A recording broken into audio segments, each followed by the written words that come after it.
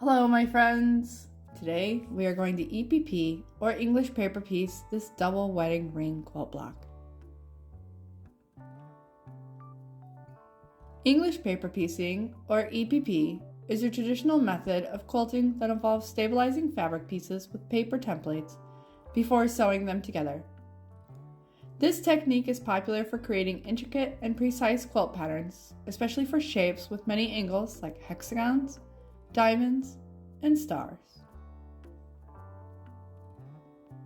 I've set up my pieces so I can picture where each piece gets attached to and not mix anything up or attach something upside down.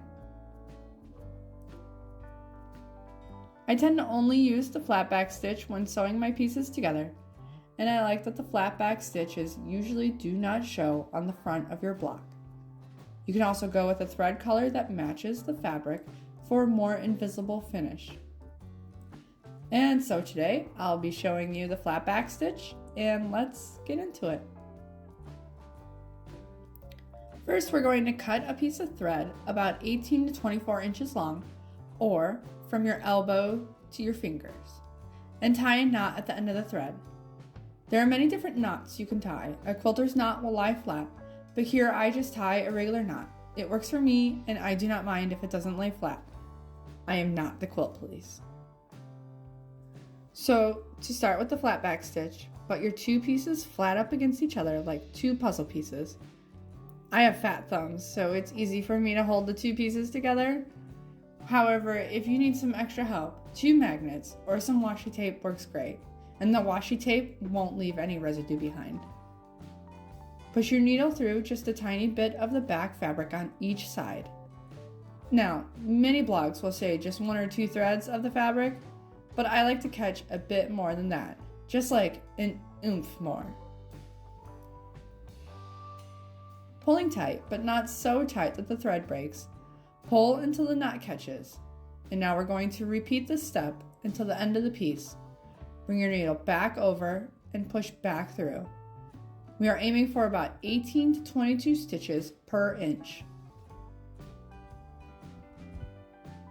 I like to periodically flip my piece over and check the front to make sure not much is showing and everything looks lined up and good. Keeping your stitches small and even will ensure the pieces are securely attached and the stitches remain hidden.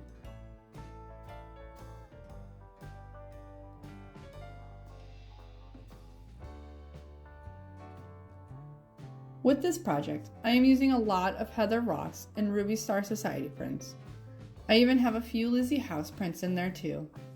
These blocks I'm making for a B group, and I am so excited to be working on such a cute project.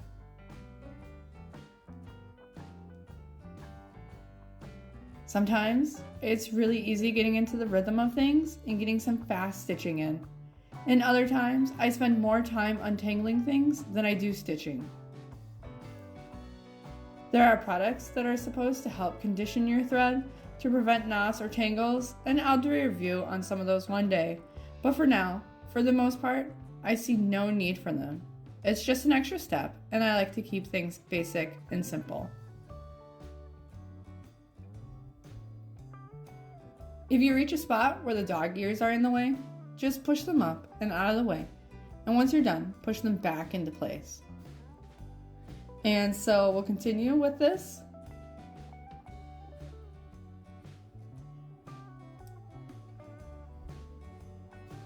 And sew all the way around our block or to the end and tie a knot on the inside of the piece to secure your thread.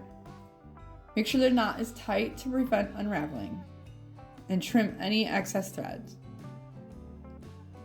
So now we'll keep going into the end, and I'll see you in the next video.